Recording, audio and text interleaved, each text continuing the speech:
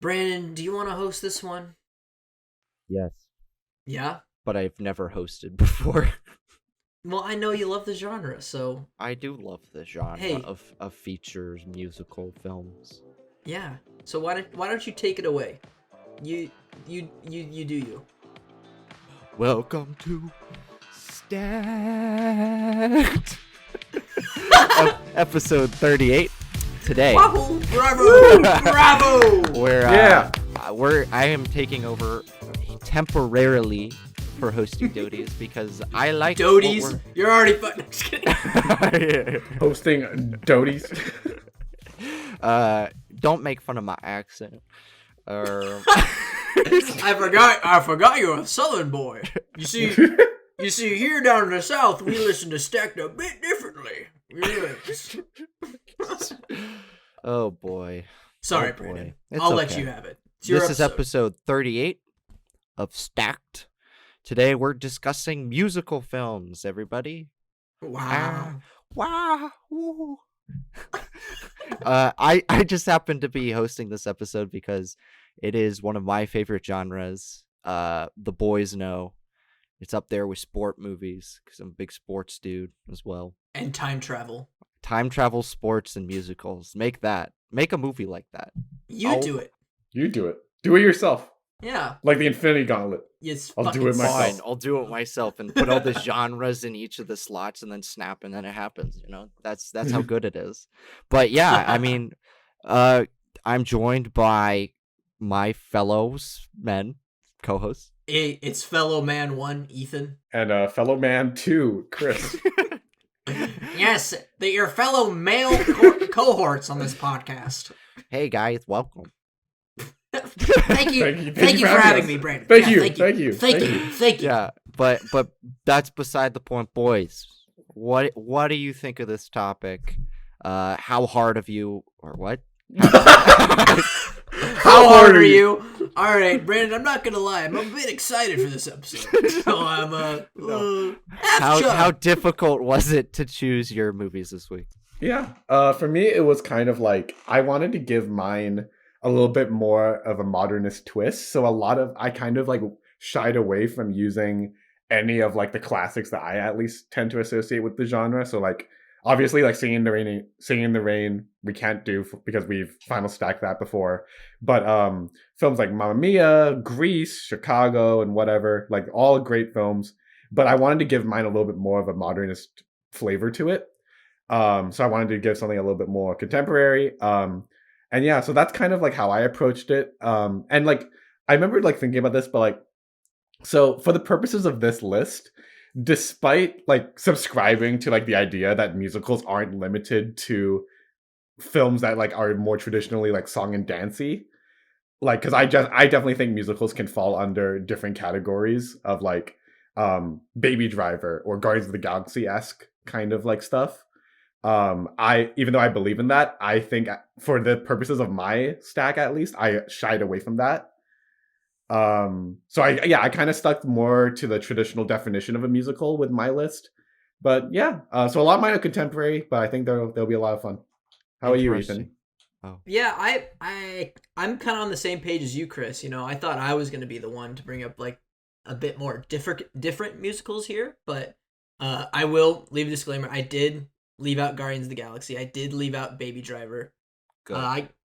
I could go on for hours about how Baby Driver is a musical, but the boys confronted me about it last week, and I decided I'll leave that drama for another time. Okay, but I did want to push as far as I could of what a musical could be with my picks. So you won't see. All of my picks are in the 21st century.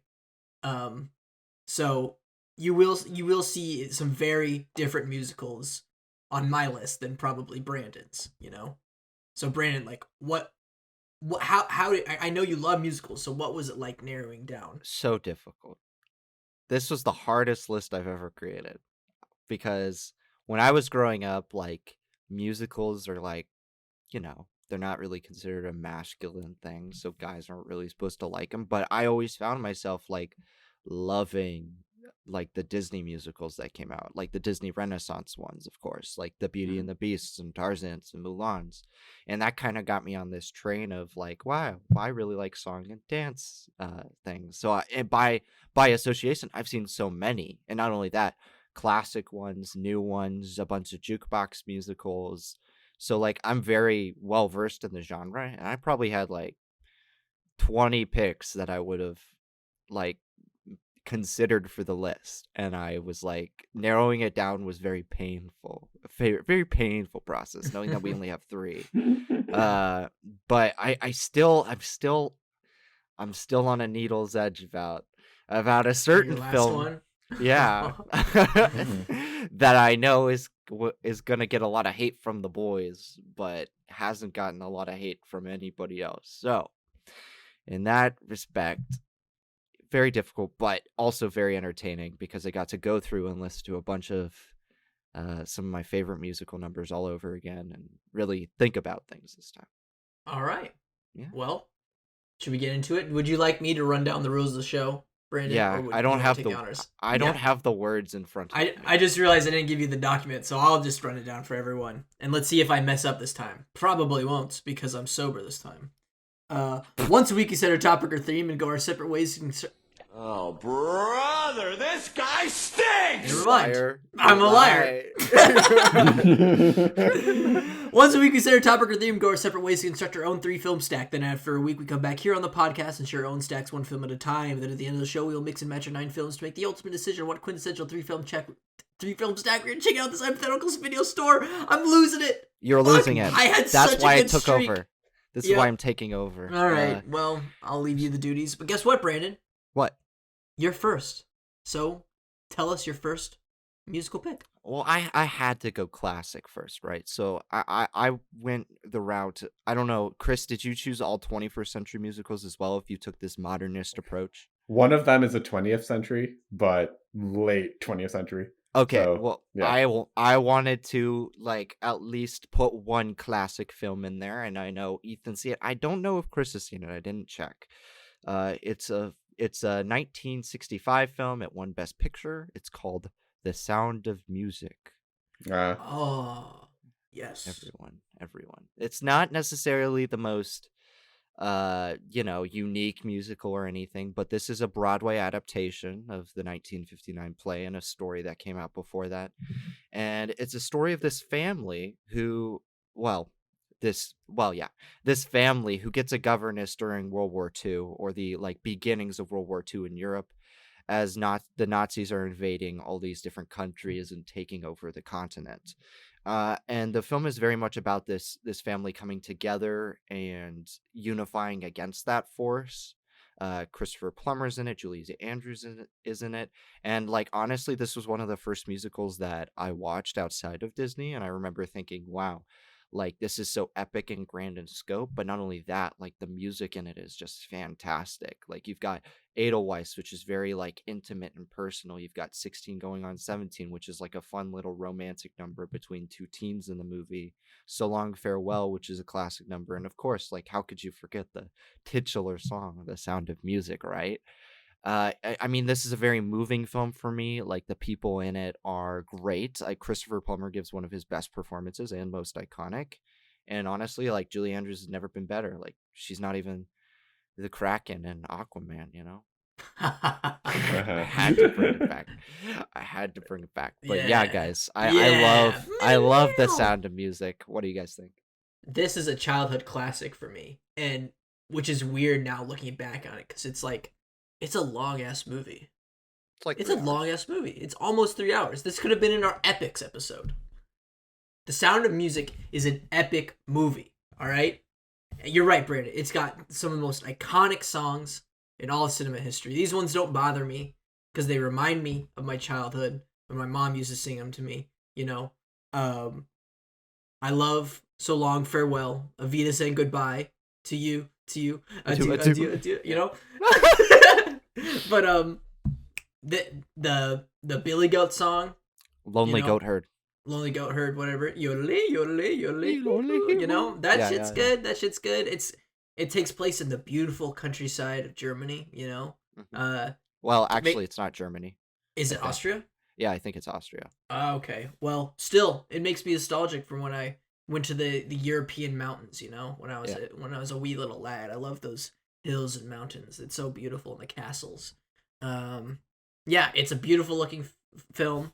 I think you're right, Brandon. This is peak Julie Andrews, even more so than Mary Poppins. I think agreed. this is her defining role for me. Um, and yeah, good pick, good movie. I gotta say, you know, I'm not a musical guy, but hell, I'll vibe with this one, you know? What about you, Chris? So I haven't seen The Sound of Music. The only thing I know about this movie is the image of, I believe it's Julie Andrews, like hands sprawled out in a field, Yeah. The and that's it. poster. The poster. Yeah, that's all I know about this movie. Yeah, it's been one of those films that's just kind of been sitting in my, I don't know why I haven't seen this yet list. So I think you'd like it a lot. It's just such a happy film, right? Like you've got this family all has good chemistry. The humor is really nice and innocent. Like anybody from any age could enjoy this movie. And there's also a lot of political subtext in the movie because I recently, well, not recently, but last year I rewatched the film for the first time in a while, and I remember picking up on a lot of stuff that is more subtextual in the relationship between the children and the parents, and the governess played by Julie Andrews and Christopher Plummer's character. Mhm. And like I found that really enjoyable because it's a 1960s movie, so they had to skirt around certain aspects because this is like pre-rating system but sort of post code, so it's like it's Uh-huh. having to navigate a bunch of these different areas, and I find that incredibly fascinating. But yeah, Did you watch this for your musicals class? I don't think we did because Oh. we strayed away from the super classical musicals. Mhm. Like we tried to focus more on films that were cult classics or films that nobody talked about. But with I just wanted to check this out because I was like, you know, The Sound of Music is one of the best musicals ever made. It's quintessential when you come to talk about it, which is why I figured I'd bring it up since we're talking mostly about 21st century stuff on here. Yeah. I mean, that's good 'cause since we can't talk about like Singing in the Rain. I feel like these two are like they're like, you know, the dominating films of classic Hollywood musicals. So it's good that we brought this one up. Agreed. Agreed. All Uh, right. yeah. It's Chris now. So Chris. okay, my first film is a 2016 film. I think we okay. I feel like we brought this up, but I was looking through our list and I couldn't find it anywhere. Maybe I brought it up recently and it hasn't been updated yet. But it's a 2016 film directed by Damien Chazelle, La La Mm, Land. Oh, wow. Yeah, of Yeah. course. Yeah, La La Land. So, this is Damien Chazelle's the film that gave Damien Chazelle his best director Oscar. Like nearly it's best picture. nearly won, nearly won best picture. Sorry, Right. Damien. Emma Watson, Emma Stone won for this one. Harry Potter was great in this one. But yeah, okay. So this is a wonderful film. I think it's a film that I think we talked about this before, but it's a film that I think a lot of people in our generation of film school people and film goers and film lovers kind of gravitated towards for whatever reason. At least for me, and I don't know about you guys, but when I watched this film for the first time, I kind of had that same like rose tinted glasses impression of LA, you know, watching that movie. It's beautiful, the city of dreams, city of angels, the place to like manifest destiny and all that, whatever. But then you're also treated to this very like down to earth story about these two people whose like careers and lives are kind of like intertwined with one another, but also because of that are forced to pull each other or themselves apart for it. And yeah, it's a very emotionally captivating film, a very charming movie. A lot of the music I really like. My favorites are definitely Someone in the Crowd and um what's the one on the bench? A Lovely Night or something. That is Something like that. correct. Yes. Yes. So yeah, that's like I really think this is a great movie. I think it's really well done. It does a great job of bringing like that kind of like classical Hollywood kind of energy into the modern age, but like honoring what came before, but giving it this new kind of contemporary energy to it that I really like. And yeah, I think it's just like a really great story. Like I really like emotionally riff with this movie, and I think it's just great. I mean, I think all of us really like this movie. Like even you, Ethan, who's like the musical hater. Yeah, I know. if I'm, you I'm will. not really living up to the musical hater so far on the podcast because I also think this is a fantastic film. Just you Um, wait. Oh yeah. Yeah. Stay tuned, listeners. No, I remember being so surprised that I loved this film when I saw this in the theaters in 2016. Mm. Yeah, it's one of the most beautiful looking films, I Oh, it's think. gorgeous. Yeah. The lighting is like, oh, it's so comfy, you know? It just everything looks so comfy, but it's also like it's a very emotional love story, you know? And say what you will about the sort of character arc that Ryan Gosling goes through in the film, you know, and his mission, which I don't think has aged well, but I do think that the sort of the romance between him and Emma Stone is quite good, you know. And the film's ending really makes me furious, you know, and I think it's supposed to, you know, because that just goes to show how much I was able to engage myself in their love story, you know. Mhm. Fun fact, guys, did you know I was in a reenactment of the opening number to this I movie? do remember seeing this video. Yeah. Yes. Put it So on maybe screen. I'll put it on screen, but just the part of me dancing. I gotta say, in the rehearsals, I kicked out some sick moves, but once the camera started rolling, my dancing was so pathetic because I forgot how much time I had. So I just went, oh shit, you, and I jumped out of the circle. I did some of this, you know, but yeah, I'll put that in the description if you guys want to check that out. I'm wearing my Shrupa, Aquaman shirt. I cringed. And quite frankly, I cringed. It's pretty cringe, but it's funny. Yeah, I love the movie. What about you, Brandon? I know you love the movie. Yeah, I mean, I think when it came out in 2016, it was like the right time because I remember I had seen Whiplash and I remember loving that movie because I saw that way back in 2013 when it came out, right? Mhm. Or yeah, 13, 2013. 14, something like that. Yeah, because that time. Yeah. And I remember being like, wow, I can't wait to see what this guy does next. And then I heard he was doing this movie with these Ryan Gosling, Emma Stone, John Legend. And I was waiting for the trailer for the longest time, and I was like obsessed with the marketing material for this movie. And when it finally came out, you know, it lived up to my expectations. Like everything I wanted was in the movie and more. I love the ending. I think it's really bittersweet. The music is really good. Although I think over time, I feel like it has dampened a little bit. Personally for me, I still love the movie. Like I still think it's Mhm. great, but Mhm. I remember thinking, wow, this is my best picture for that year. But now I'm like less so because I've rewatched a few of the other films that came out that year, like Arrival and Moonlight, and I honestly think starting to think those two are better movies The personally. Nice Guys. Yeah, Nice Guys, which wasn't even nominated, but that doesn't mean I still don't think it's a great movie and didn't deserve a nomination because it did. Mhm. But yeah, like I think outside of like the first two music numbers, there aren't a lot of music numbers in it that I'm like particularly fond of that I'll go back and replay. I still like the soundtrack, but it's not got that rewatchability or replay value that I thought it had when I was in high school. But then again, it came out at a time when we were transitioning to film school and all gonna move to LA. So Yeah. that was like kind of like meta for me at least. So I got to put my dreams in the place of the protagonist. Oh Yeah, yeah. definitely same here. Like I haven't seen it since that first time in theaters. So no, wait, we watched. There was that outdoor screening. Do you remember that in I was Oh, Moreland, there. in the the in the first lawn. week? I remember you there, Brandon. I remember you singing along to every number. But I remember you bobbing telling around. me about And that. my yeah. neighbor said, "What is that guy doing? He knows every word to the musical numbers." This really tall kid over there.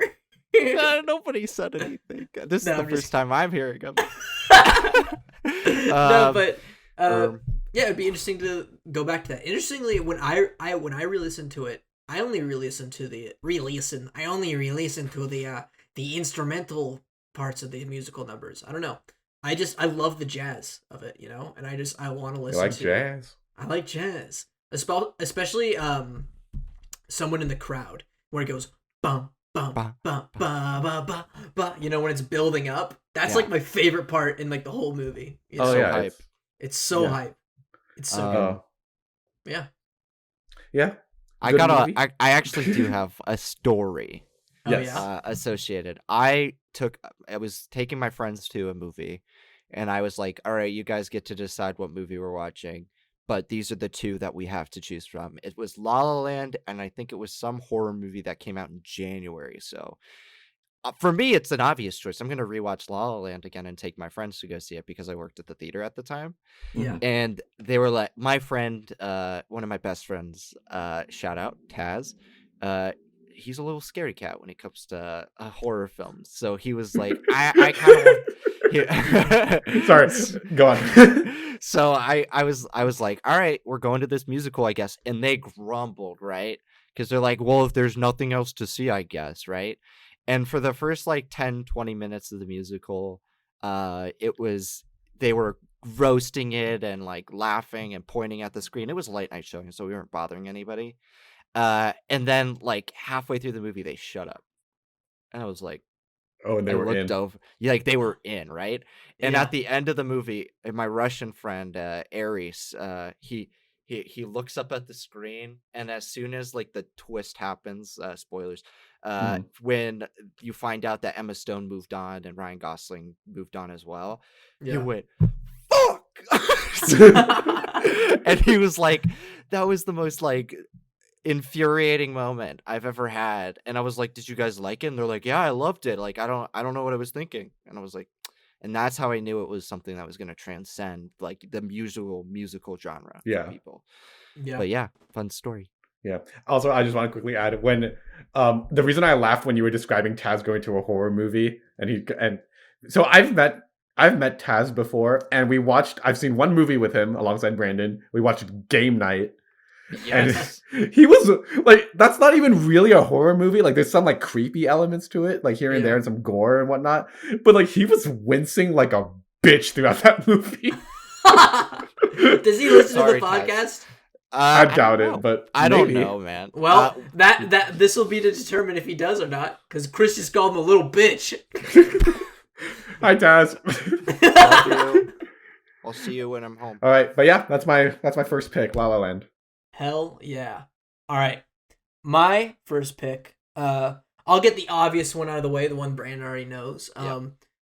We sort of thought about this doing this show when we were watching this movie, when I was showing it to you two for the first time. It's a lot different from the first two that we've talked about so far. One could quite say. different.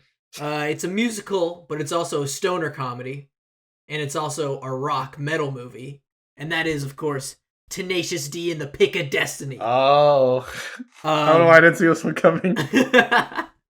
I just realized it's Tenacious D in the Pick of Destiny, not and. I always thought it was and, but it's in. But yeah, this is a movie about the supposed origin of the famous band Tenacious D, formed by Kyle Gass and Jack Black. And this movie is insane. It's got some of the best stoner humor, I think.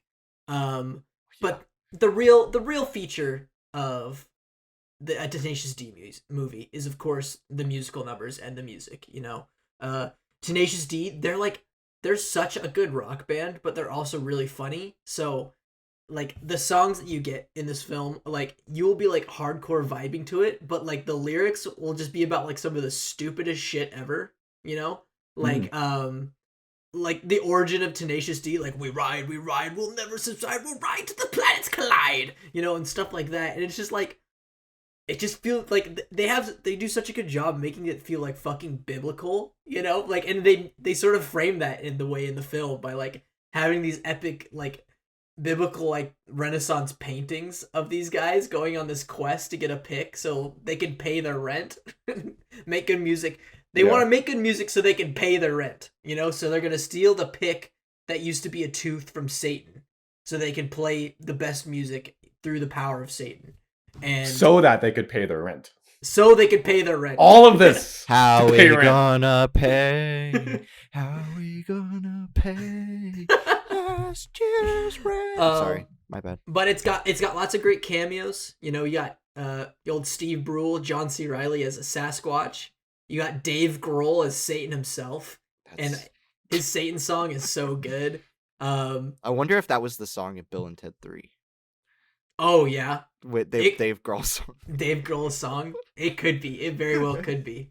But yeah, I love this movie. Also, I got a shout out to this dude on YouTube who remixed songs from Neon Genesis Evangelion with songs from Tenacious D, and in the music videos he has the Evas fighting Kyle Gass and Jack Black, and it like actually it's too good the way he does it. And he sort of puts Tenacious D in the narrative of Evangelion. So Chris, don't watch him because you'll get spoiled. But Brandon, you gotta check them out because it's like they rock so hard because the Evangelion music is already amazing, and then with the lyrics of Jack Black, it's fucking amazing. And it honestly it made me enjoy this movie more when I showed it to you guys. So what do you think about Tenacious D and the Pick of Destiny? It's a pretty good movie.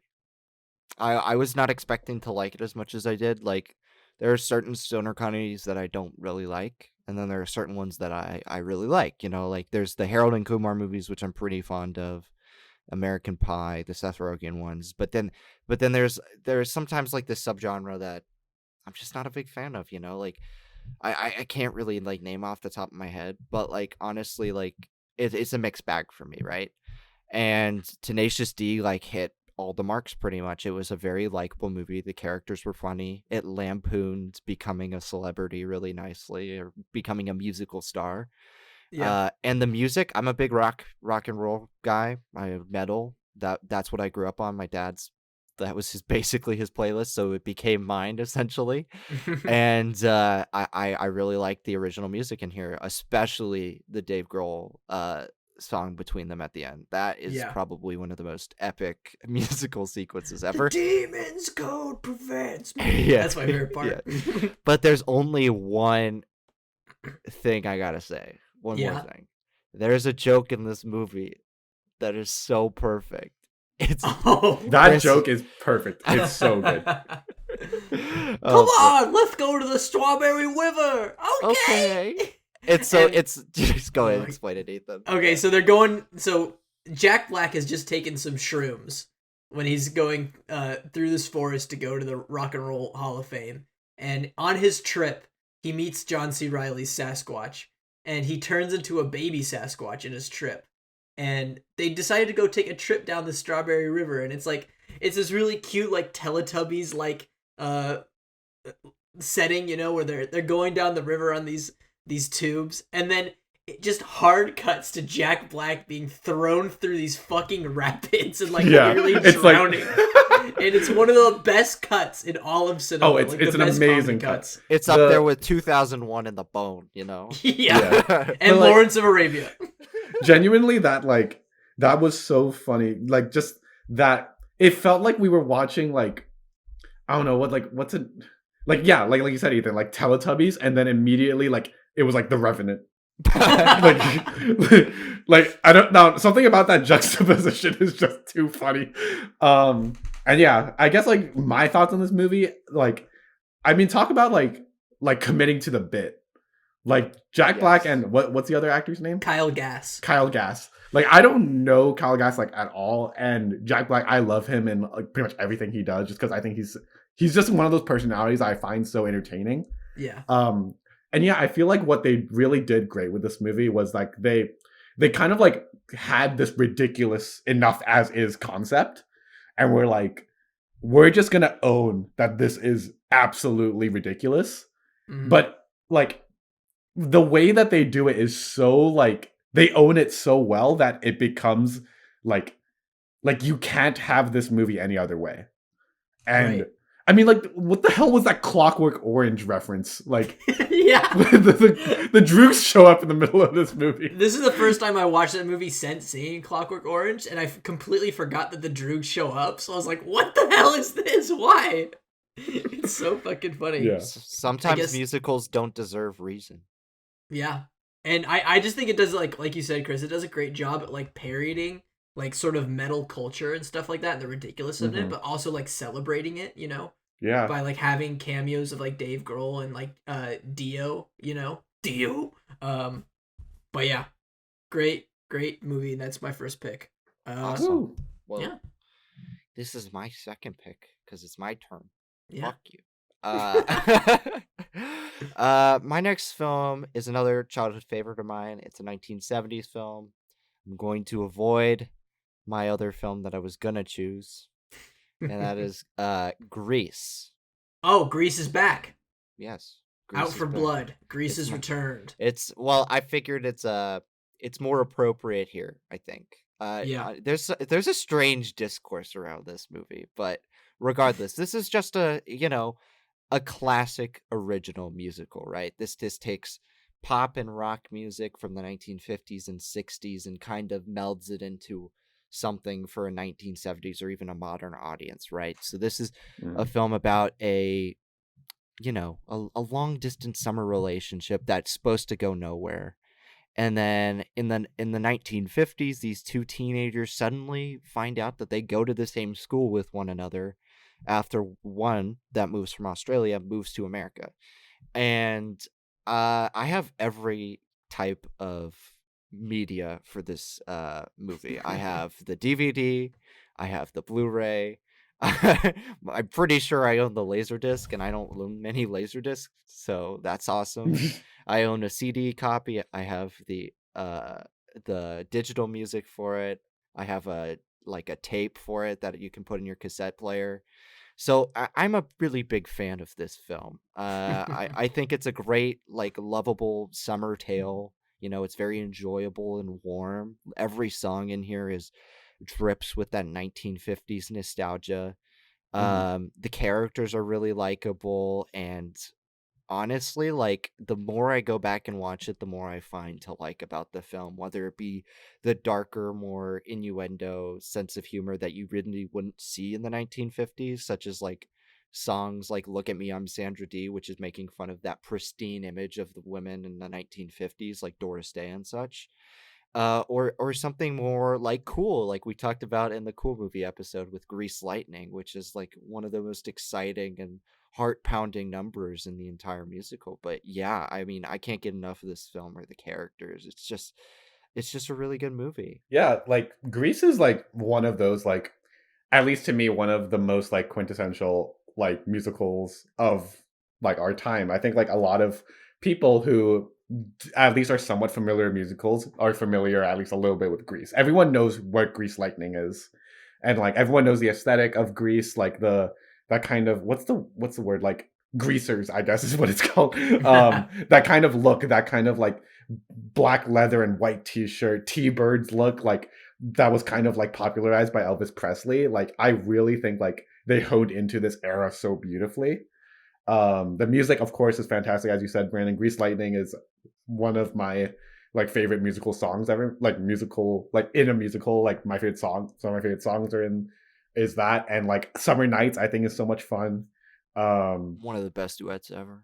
Yeah, it's no why did it have to be me, but anyway, but yeah, so yeah, I think this is a really fun movie. I think it does a great job with its setting and its tone. And I said, Brandon, there's of course the fun accessible theatrics of this film that a lot of people really love, but there's also a slightly more seedy underbelly to this film that I think a lot of more mature audiences, or just people more interested in that kind of stuff, they have a little something to go off of too.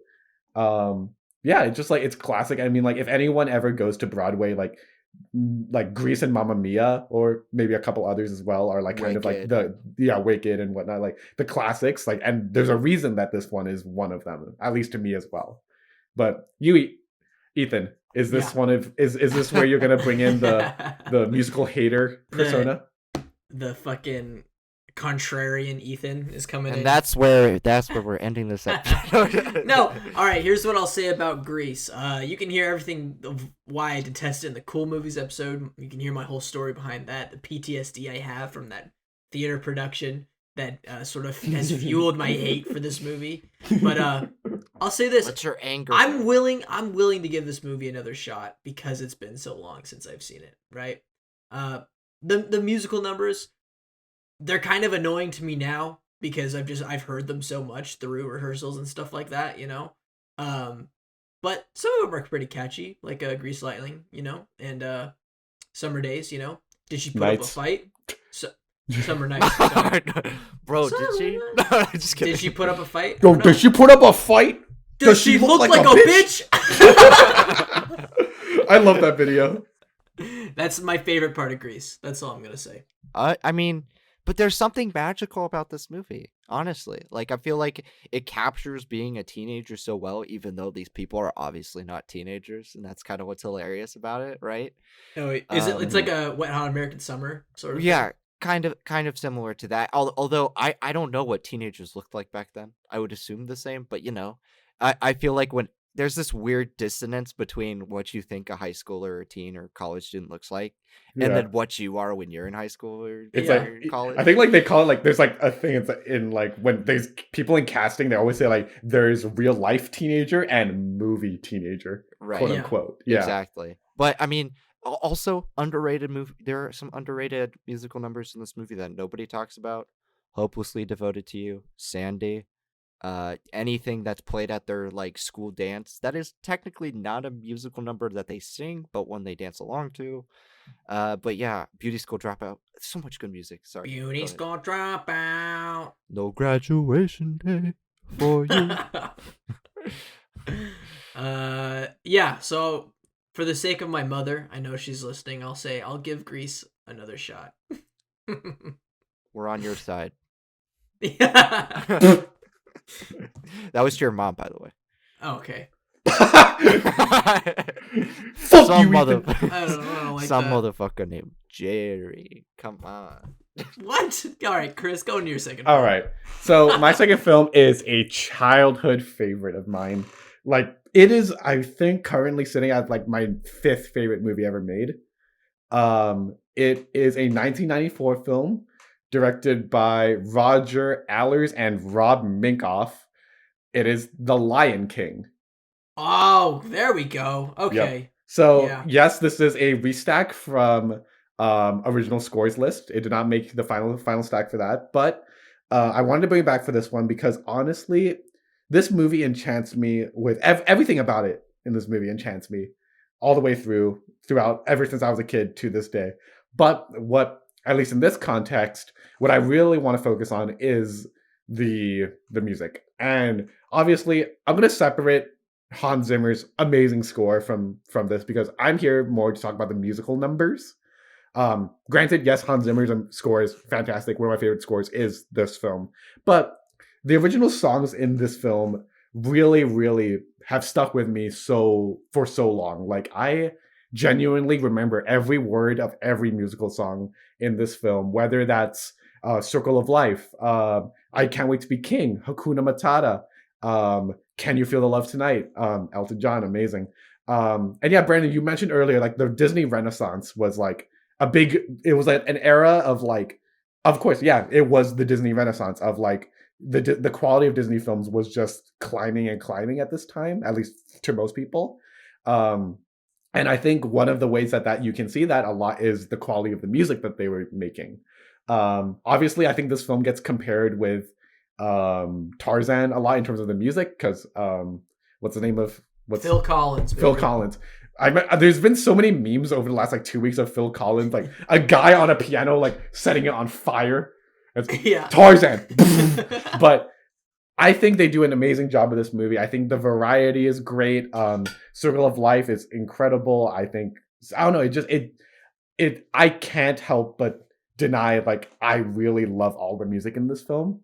Can You Feel the Love Tonight is genuinely I think there are few songs that I think are able to like bring out this very romantic side in me, but I think Can You Feel the Love Tonight is one of the ones that are like, yeah, I'll get married to this. Like, I don't know. What do you guys Nala. think? Yeah, this is. Oh yeah, Nala. This is a great restat. Don't out me for this yet. I think one of the. What if I bring in Zootopia? I'm kidding. I think Zootopia. Try God, everything. That's a the good dames in Try Zootopia. everything. Am I right? song. No, I think this is perfect. More perfect than for the scores and soundtracks episode than. No, more perfect for this than scores and soundtracks because the perfect synthesis between Hans Zimmer and Elton John. My favorite song in this was always Hakuna Matata, because I was more of a Timon and Pumbaa kind of guy. Um, but yeah, Lion King. It's a great movie. All right, it's a childhood classic. I haven't seen it in a while though. Last time I saw it was the 2019 remake, which was awful. Brandon just slashed his throat. I agree. But because the animation still holds up. It's like some of the best 2D animation out there. I love those documentaries of them going out and studying like the lions and animals and stuff like that to track movement. Like they brought in actual animals into the mouse house, to like look at for figure drawing and stuff like that. It's just like I love to see that sort of effort put into a production like this, And while I'm not a fan of the film's ending, I do think it has a good hero's journey, even though it's just Hamlet. And Yeah. that other anime, I forgot what it's called, like the White Lion or something like that. Brandon, what do you think? The Lion King. Like you didn't have this whole time prepare what you're gonna say. Oh, we're talking about the Lion King, huh? I have an unpopular opinion. I like the movie. I think it's really overrated. I just, the story is like, to me, like it's just Hamlet. Like they just switch out a few characters. Not only that, but I don't know. I'm not a big fan of the music in this movie. I like it. Some of my favorite songs are from like other Renaissance movies, but like I do like I Just Can't Wait to Be King. That is probably my favorite from the movie. That's an unpopular one because everybody's always like, "Can you feel the love tonight?" or Hakuna Matata or Circle of Life, and I'm like, they're okay. They're not bad songs. They would definitely be in my top 100 Disney, and they are if you check out my list. Check it out. Check it out. But I mean, I'm just not that big of a fan of the film as a whole. Characters are good. I feel like Simba is a little too dumb for his own good in this movie. Like he instantly believes Scar when he tells him things, even though like he's obviously gives off this villainous exuberance or whatever. And like obviously I can see why they did that when he was a kid. But like if you think about it, when he comes back as an adult, like he shouldn't be this like same necessarily. I think he should change as a character, and he really doesn't. And I kind of share Ethan's opinion about the ending of the movie. I think it is kind of flawed. However, it's a very fun movie, very colorful. Ditto on the animation quality. Holy crap, the stampede scene is a great mixture of 2D and 3D animation and very pioneering for its time. Oh yeah. Yeah, but I can understand the choice. I'm just not going to agree with it. Would you say I'm a Beauty and the Beast simp, okay? Would you say you disagree with it? I disagree. There we go. There it is. All right. My second pick is probably my most outside the box pick yet. Fuck. You two haven't seen it, but I think you should. Chris, you'll love it. Brandon, I don't know about you. It's a musical that it's not based on an original piece. Like the music wasn't written for this musical. It was based on a prior album. It is a musical centered around the greatest album of all time. I know what you're talking about. It is Daft Punk's Daft Punk. Interstellar 555, the story of the secret star system. All the S's in that are replaced with 5s. I don't know why. It's cool. But yeah, Interstellar 555 is about a band on an alien planet who performs music from Daft Punk's Discovery, right? So that's where the musical element comes in, because they're performing the songs. And during their first piece, after their first piece, One More Time, the iconic song by Daft Punk, they get kidnapped by aliens. By other aliens. So then it's up to this dude, this Han Solo type guy, this is space explorer who's also of the same species, to go rescue these aliens. And where are these aliens taken? Well, they're taken to Earth. And they're taken by a businessman who kidnaps these aliens and sort of gives them human face, if you will. They like transforms them into humans through like this machine through the musical number of Harder, Better, Faster, Stronger, which I bet you've all seen the music video for that, you know. Harder, Better, faster, and stronger. Way to go. Work it harder, make it better. Yeah, it's great. Yeah. All the music videos to this album are from this movie. So you could honestly just like rewatch the whole movie through each music video, but like there's no dialogue in this movie. The only dialogue are the lyrics from the songs from the album. And it's just like it's so great of synthesizing like pop music and anime. It's like those two have always been intertwined in my belief since the 80s, you know, where like anime music and pop music, like, ooh, they just go together well, like anime visuals and pop music. And this sort of just takes it to the next level by making a whole anime movie surrounded by the greatest album of all time. I could listen to it on repeat forever for the rest of my life. If that means I could go deaf, but I can only hear this album, I'd be fine with that. Because this album's such a bop. Chris, I know you're a big Daft Punk fan. What do you think about this? So I actually didn't know this movie existed until after they broke up. But see, that's another reason why I had to bring it up, to pay my respects. Yeah, sure. But I'm glad this movie exists because one day I wanna watch this with you and cry because God. But yes, I do think like conceptually, right? Like this is, I would argue that this is a musical. Now here's why, because I know like they're like Brandon might have some reservations about that, but I don't. I Do you think not? I think it's akin to a jukebox musical. I know it doesn't have many lyrics, I think that's but fair. Yeah, it makes sense. But yeah, I think it's a great pick just because like I think it celebrates a lot of what makes like musicals what they are, like that conglomeration of song, dance, and visual to create something meaningful all together is kind of like the cornerstone, I suppose, of the musical concept. And yeah, so I think this is a great example of that. And you know, Daft Punk's music, like man, I was listening to it today. Like, I mean, Instant Crush is like probably climbing to like #1 song of all time for me. Oh yeah, but it's so good. Yeah, I mean, like just the concept alone, it's ridiculous. It sounds a little bit like if Bill and Ted and Tenacious D had a kid, would be this movie somehow. I don't know. Somehow. Or if you've seen Pink Floyd's The Wall, they do the similar thing where they make a movie around an album. So, but yeah. A great concept, great ideas. Love to see it. Would love to see it. Would love to see it. I'm not a really big Daft Punk guy, as you fellas know. I think I'm more a Dolly Parton kind of guy. I do. I prefer Dolly Parton. What can I say? 9 to 5 is a bop. It is a bop. I'll give you that. When has anyone compared the two ever? Okay, so are you more of a Dolly Parton guy or are you a Daft Punk guy? Should we put that? Can I put that on Stack Twitter? Do it. Yeah. Right. Okay. There are two genders: Dolly Parton guy and Daft Punk guy.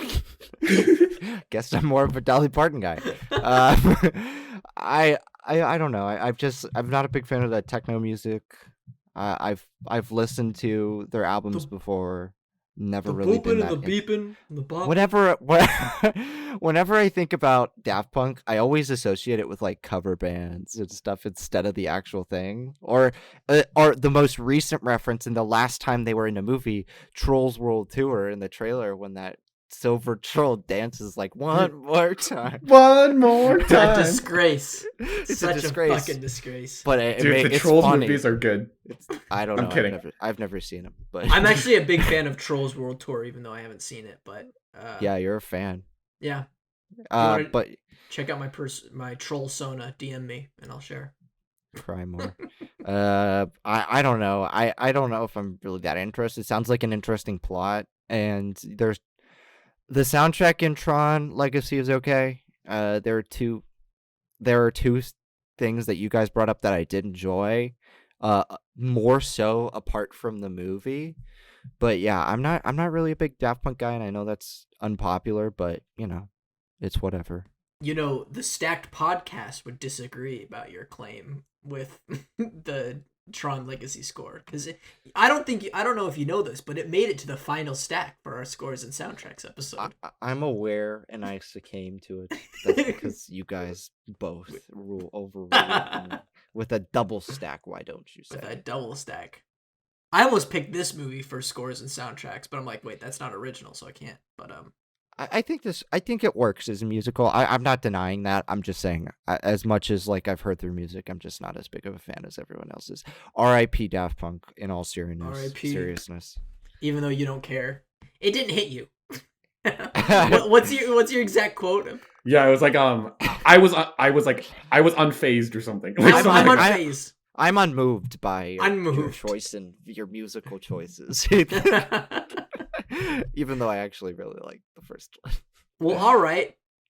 How about you move me with your last pick? Oh, I'm gonna move somebody with this last pick. I picked a modern musical. I think it's a 2018 film. Mamma Mia, Here We Go Again. Mamma Mia, here we go again. It's back, baby. It's the third Come on. restack this How can I episode. forget you go? Put the logo back on the screen. No! Slapping it out. Get that out of there. Dikembe Mutombo. No, not today. Well, it's my pick, so shut up.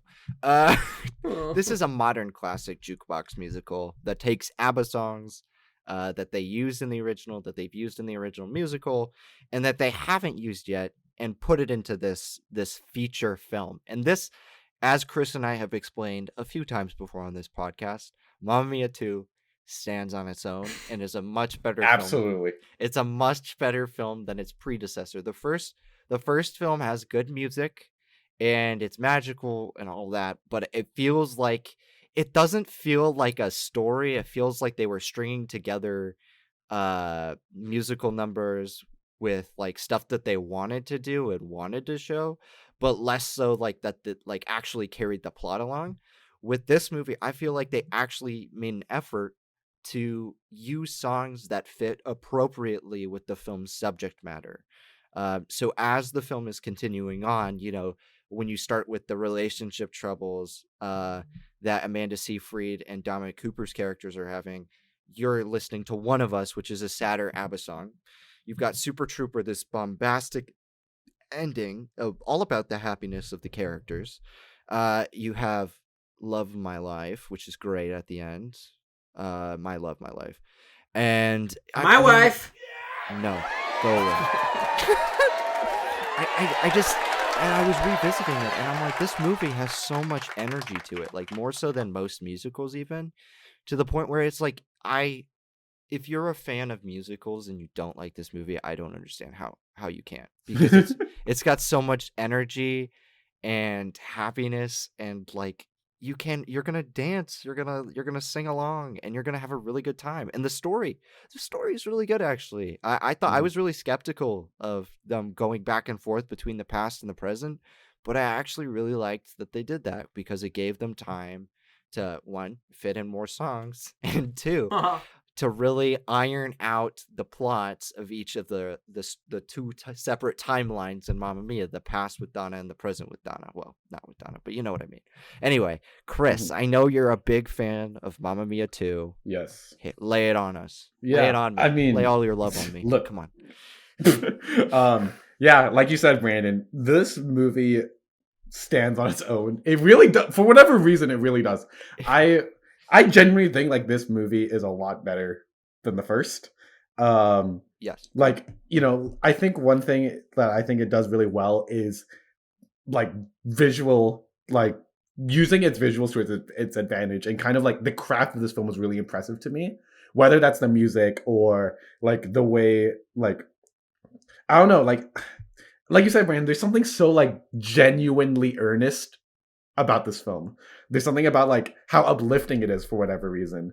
And I don't know if that's due to like the music just being so much fun, or like the story being like surprisingly like emotional, or even just like the visuals, right? Like it's set in Santorini in Greece.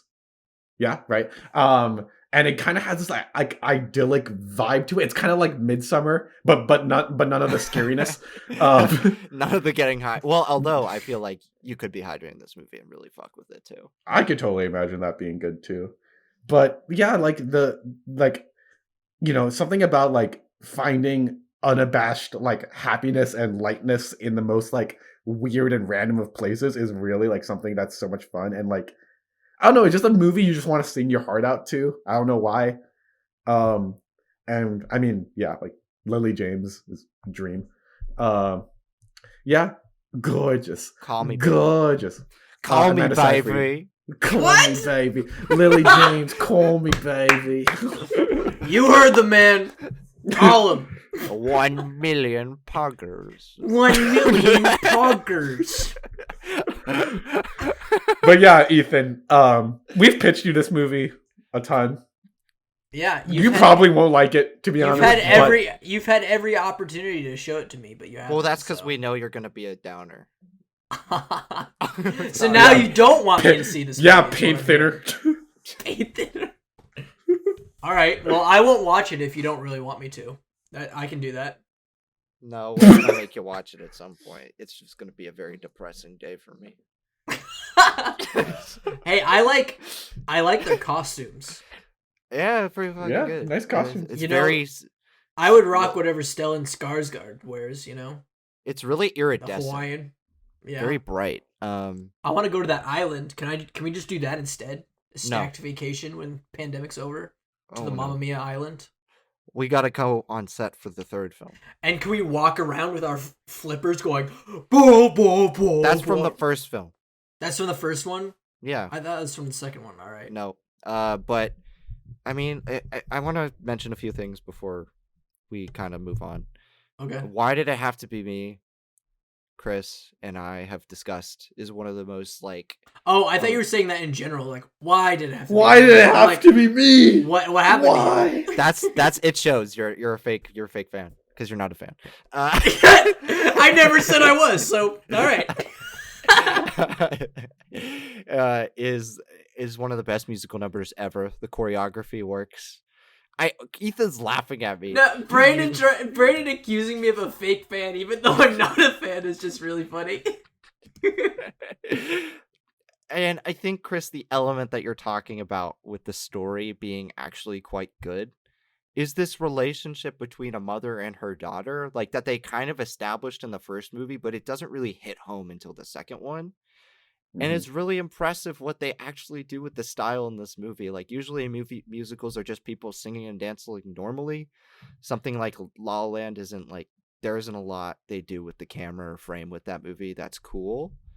But there's actually a lot to do that they do in this movie that is cool, whether it be with transitions between scenes or like specific shots of like items that are kinetic and keep the audience going. I just... This movie is amazing. I could probably write an essay about this movie too. Oh, yeah? I would. As soon as I'll pitch something like one of those think pieces about Mamma Mia, the Mamma Mia franchise, when the third one comes out. Okay. All right. I promise. Very cool. All right, Chris, you want to go into your... Oh, wait, no. Is it me? No, it's you. It's you too. Yeah. Okay. So I've literally up until this moment, I've been like teetering between two films for my last pick. And so basically my dilemma is one of them I genuinely think is a really great modern musical. It highlights everything that I think is great about the modern musical. But now I'm torn to this other movie that is very personal to me. Ooh. So I'm trying to find like which one to go for, because La La Land is kind of like fits in that first one and Lion King fits in that second one. Yeah. Are they both musicals? Like they're both straight up musicals. Well, that is the episode, so yes, it is. Have we shut up. You guys have both your sunglasses, mister. You listen, buddy. You've both seen them both. I'm going to kill you. Do the one that I like more. No, don't do that. All right, just to, you know what? That decided it. That out of spite, I'm going to pick the other one. Thank you. All right, let's hear it. So, first, I'll tell you which one I'm not going to pick. Okay. I don't think you're going to be too upset that I didn't pick this one, Ethan. It's a 2019 film directed by Dexter Fletcher. It's Rocket Man. I'm pretty okay with that, to be honest. Okay. But you're not going to be as happy about my new pick because I know I'm the only one who likes this movie in the world. Never mind. What is your problem? What's my problem? What is your problem, man? What is it? Oh, I'm kind of nervous. Okay, so it is a 2008 film. Small. Iron Man. The Dark Knight. It was directed by Kenny Ortega. Oh no! It is High School Musical 3 senior year. No. Okay. The look on Ethan's face. He looks like Honestly, Joker. even though I gave High School Musical 3 a lesser rating than Rocket Man, I probably enjoy the musical numbers in High School Musical 3 more than the covers. I will say Rocket this. It does have the best musical number of the whole series. So, Okay, kick it. I'll take that. Take it away, Chris. Man. The boys are back. The boys are back. Gonna do it again. Oh yeah. Okay. So High School Musical 3, it is the final chapter in the High School Musical franchise up until they did that reboot show, whatever thing. Ignore it. but- It's not canon. Yeah, I'm not gonna consider that canon until I don't know. But yeah, so this film is the senior year for our Wildcats. And I could see Ethan like internally I cringed right now. He's Um, dying. He's aging. Ethan just aged 8 years from this pick. But yeah, they're in their senior year, they're heading off to college, and it's kind of like them tackling that kind of like towards the end of an era kind of nostalgia and like fear and anxiety of the future and whatnot. And I think, I don't know. So yes, the music numbers are fantastic. I really think they do a great job with honing into what makes the High School Musical like music so fun and enjoyable, but also kind of ups the ante a little bit. Like, Sharpay's music is more decadent, more fabulous, if you will. Troy and Gabriella, more and more romantic. They just really go for it with this one. And yes, it's a big improvement on the others in terms of a visual level. I think like the increased budget and theatrical release really did wonders for it. But what really makes this movie special to me and why I was so keen on picking this was because the film, like, it tackles this feeling that I am constantly in, especially now, where it's kind of like that the twilight moments of an era where you're kind of like reflecting a lot, but also kind of looking forward to the future and being kind of scared and skeptical. So like the feeling that like Troy and Gabriella and Chad and all of them were feeling at the end of throughout this film is a lot very similar to the way I feel when I left high school or when I'm going to leave college in a couple of months. Like that is what always brings me back, because I feel like this movie does a great job at showing like that kind of transitionary period and that kind of feeling of like regret, but maybe even like hope and excitement for the future as well. But yeah, the main focus of the music, I think it's great. I think like Right Here, Right Now is a like really romantic. I Want It All is just like Sharpay being the most Sharpay ever. Can I Have This Dance? Great. And yeah, I don't know. It's an emotional film for me. It's one I hold very close to like my childhood. And yeah, that's the only reason I pick it. I know it's generally the least popular of the High School Musical movies. Everyone seems to like number 2 the most, followed by 1 and then 3. At least that's the usual kind of way to go about it. Yourself. What's that? I'm not speaking for myself. Mine's 3, 1, 2. Whoa. But jeez, he got it. yeah. Ethan, I want to hear from you. What do you make of this? I will never forgive this series for making it take place in Albuquerque, New Mexico, But instead of Salt Lake City, Utah, because that's where East High is. Are you fucking kidding me? You see them on the roof, and you see fucking mountains. You see the fucking Rocky Mountains, and you see my elementary school. This movie was filmed like 5 blocks away from my house. And you see where I went to school, but like, nope, Albuquerque, New Mexico. This is where Breaking Bad happens. Do you think it's in the same universe, by the way? yeah, Makes you probably. think. What if Walter White taught at East High? Oh my god. We gotta create like someone a parody make that spin-off. Sharpay and Heisenberg. where Sharpay is Jesse instead of Sharpay. We gotta get cooking. That'd be great. That'd be great. You know what? That makes me appreciate High School Musical a little bit more. You know what? Fuck it. No. I don't know if this one's my favorite one. It's maybe it's a tie between this one and 2. Not the first for you? Nah, first is overrated. Okay. They're all overrated. What are you talking about? I don't know. Yeah, I guess this one is the most cinematic, so it's the most pleasant to look at instead of the Disney Channel movie aesthetic, you know? And I love where Troy kind of becomes like a celestial being and starts warping gravity and stuff like that.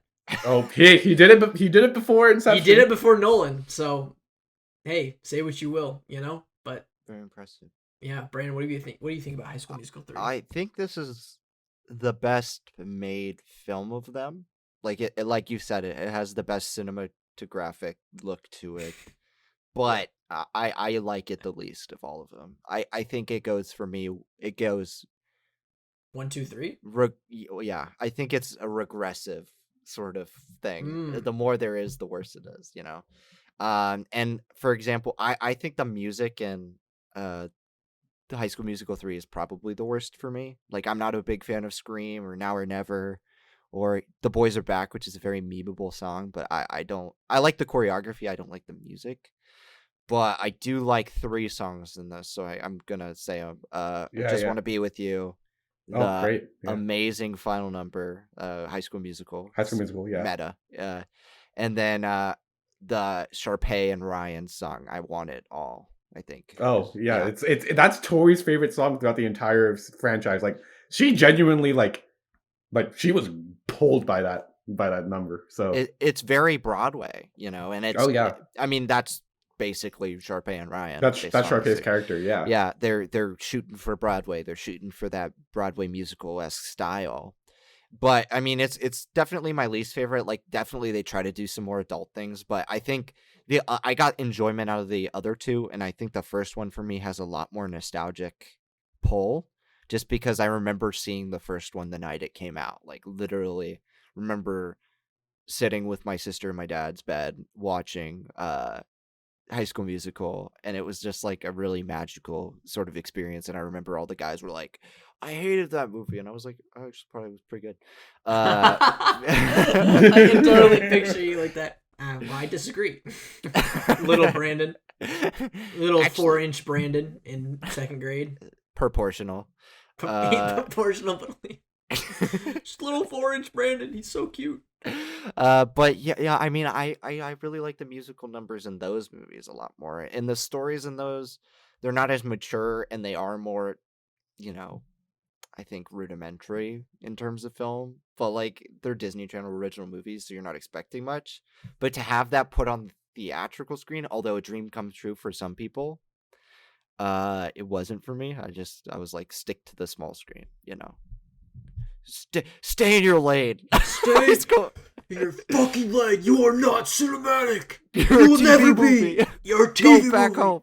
Accept it. But I totally understand the love for this movie. It's just not for me as much as the other 2. All right. That's totally fair, yeah. All right, well, let's go into my last movie. Now, my last film, as Brandon would say. Now, you know, if you know me, you know a Muppet movie has got to show up on this list. I mean, they're the best musicals out there. I could have chosen 3 Muppet movies for my stack. I was so close to, but I didn't.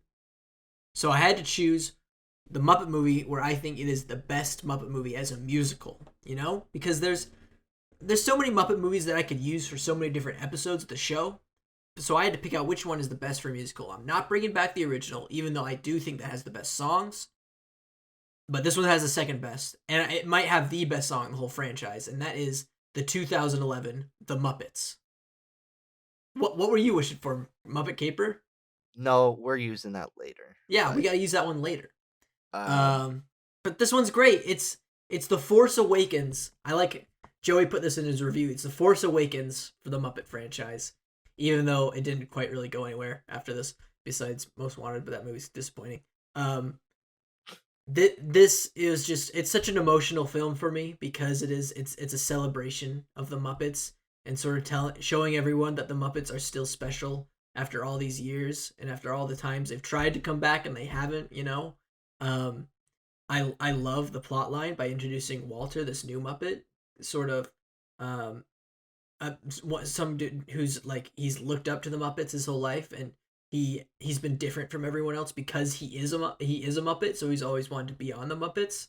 I don't know.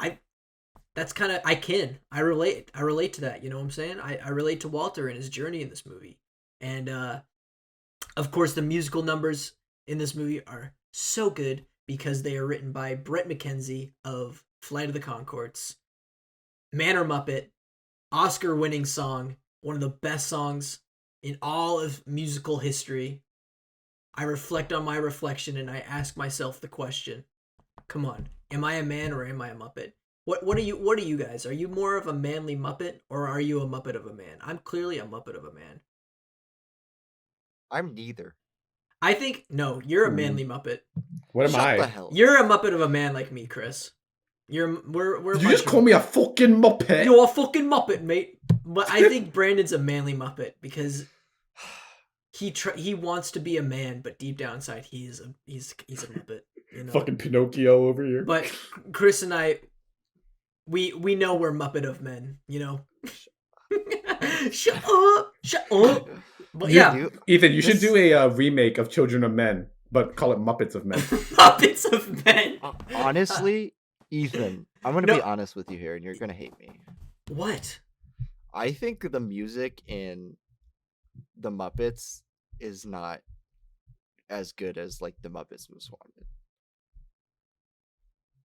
Wanted. My tongue just rolled down the floor like a carpet because my jaw just dropped so hard. I really don't care for the Man or Muppet number. But it won an Oscar. It won an Oscar. I'm just kidding. Yeah, I know what you're gonna say. I just for me, it's like it feels like I also honestly prefer Muppets Take Manhattan.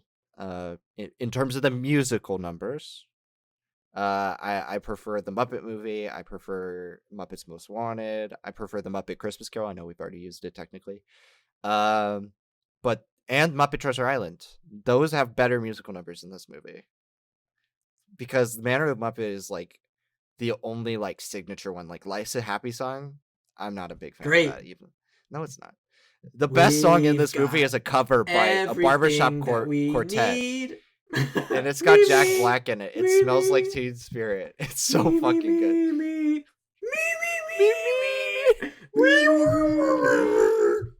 You get my approval there. I think it's a good movie, and it's probably one of the top 4 or 5 Muppet movies. Tier. It's top tier Muppet movie. It's a top tier Muppet movie.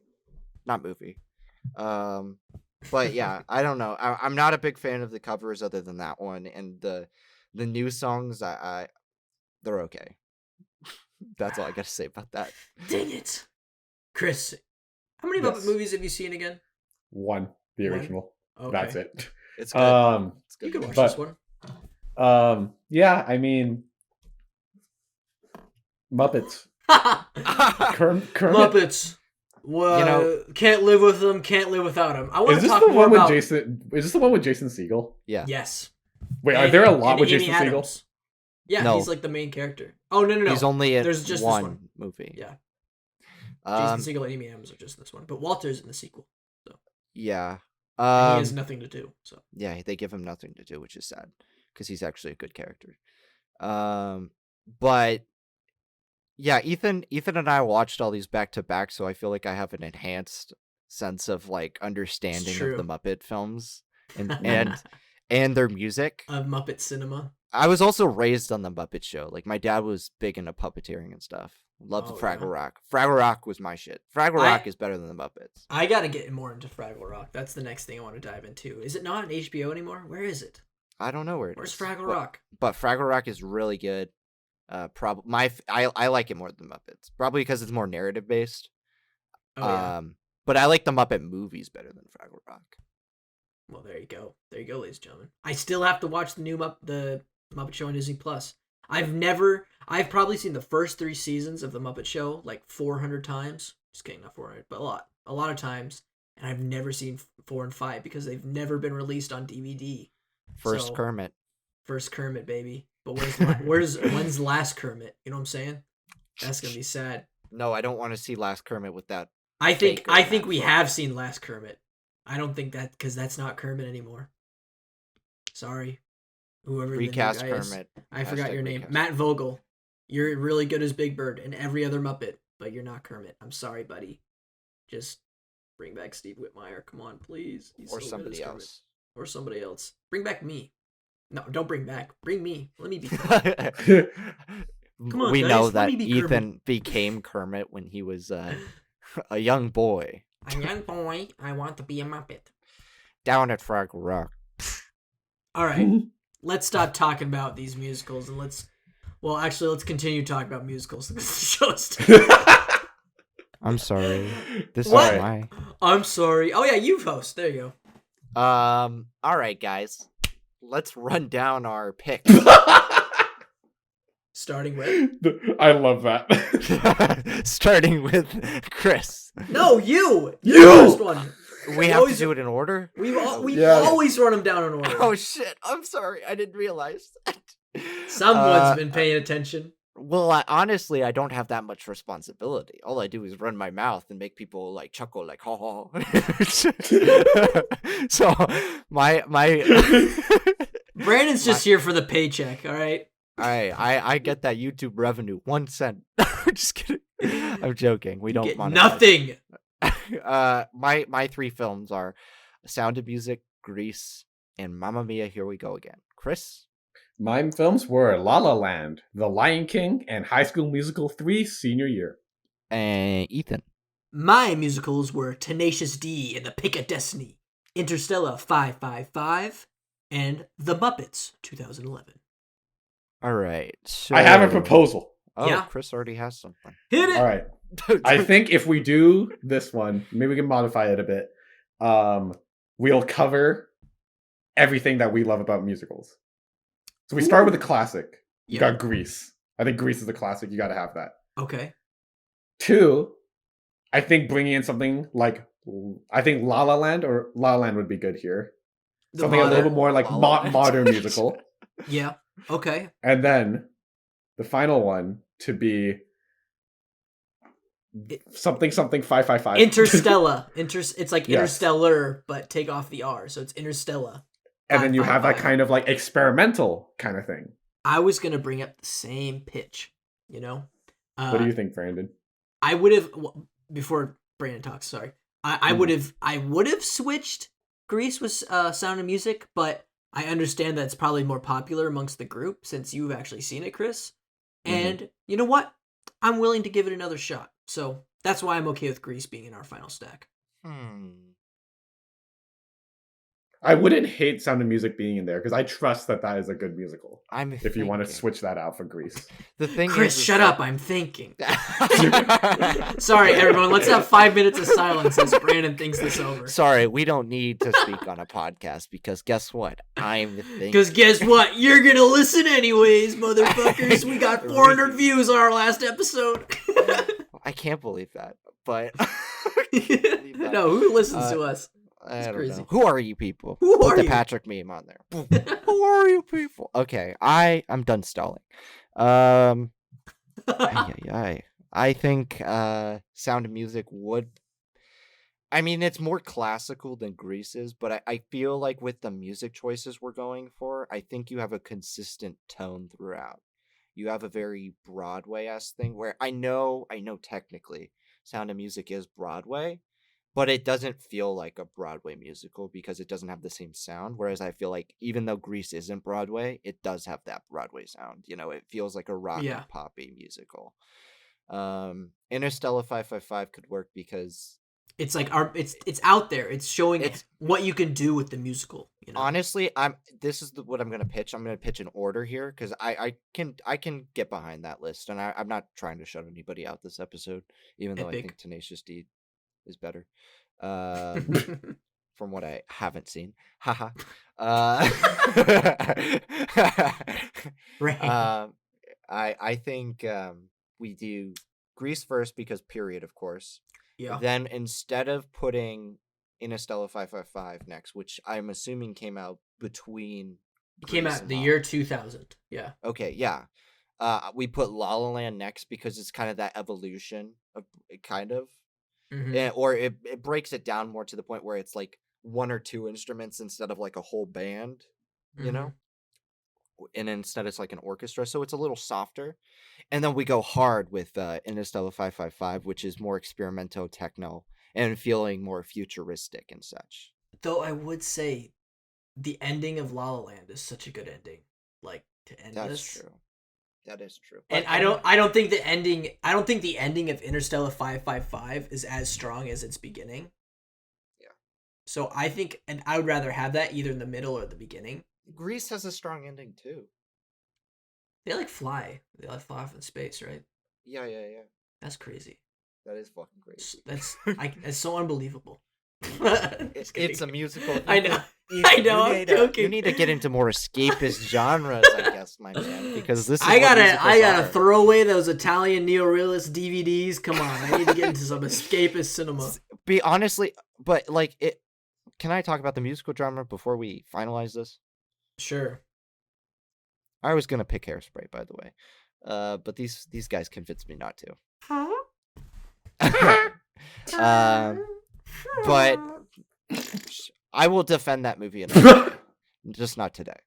I guess what I'm trying to say here is the musical genre is akin to like sci-fi and action, I think, because it represents a true escape from reality, because not everybody's life is like an action movie, definitely like a sci-fi fantasy film, and musicals, they You don't know aren't. me. Shut up. For the most part, they're not a not a accurate depiction of reality, and everybody knows that. There are only a few that like try and manage to do so by being, like diegetically with the stage, for example. But I think honestly, like, people take them too seriously sometimes. Yeah, but they can have serious points to them, as we've discussed with like Grease and Sound of Music and such. But yeah, anyway. I'll put Interstellar in the middle. That's actually good. Why? What do you think? Just because like it's a narrative that sort of has a good middle piece in the way it's structured.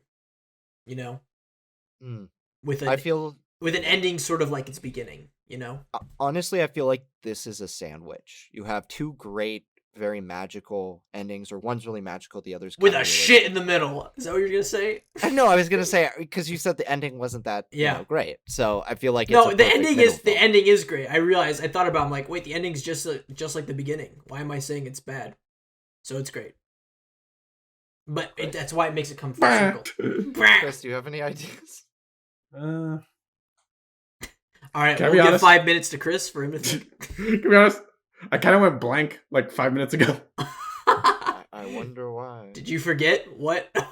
Yeah, I wonder why. All right. Well, I think Grease, Interstellar, and La La Land is good. All right. It's a good order. Well, see, I'm caught up. It's time. I guess it's time then. Tonight is the For night.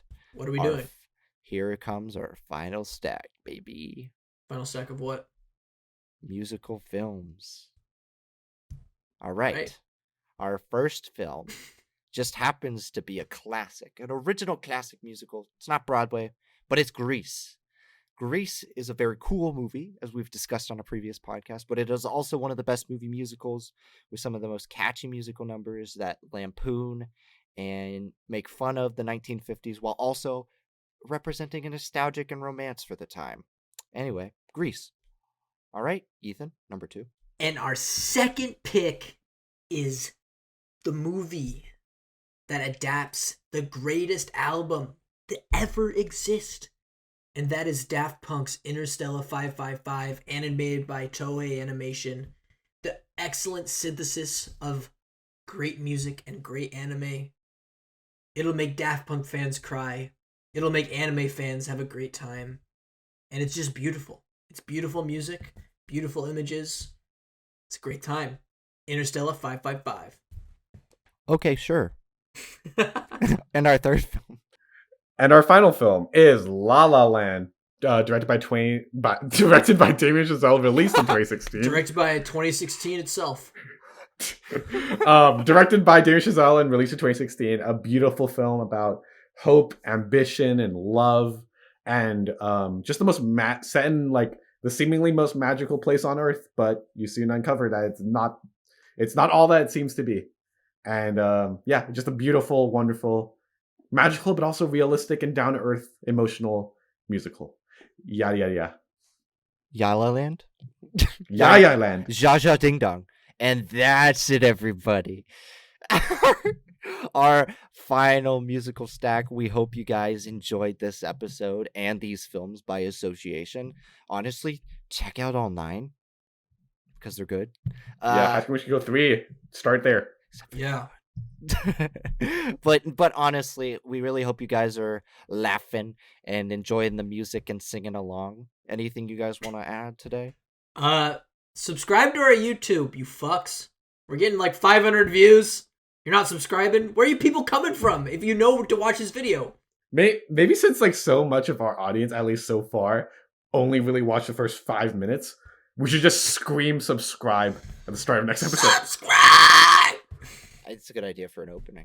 Not gonna lie. Yeah. Okay. But yeah, everybody, we really appreciate your viewership over the last few weeks. It's been quite the welcome surprise. Yes. Even Yeah. if you do not stick around for the whole episode or just watch like the final stack, so you can Yeah. get your movie marathon. There you go. Mhm. But everything is appreciated. We love you. Yes. Yeah. We'll put our Let us know Venmos in the description. Anything is appreciated. Even just a couple cents our way. Just kidding. We're selling out, boys. We're selling out. We're living the big life now. 500 views. I'm buying a limo. Here we go. Yeah. Here comes the money.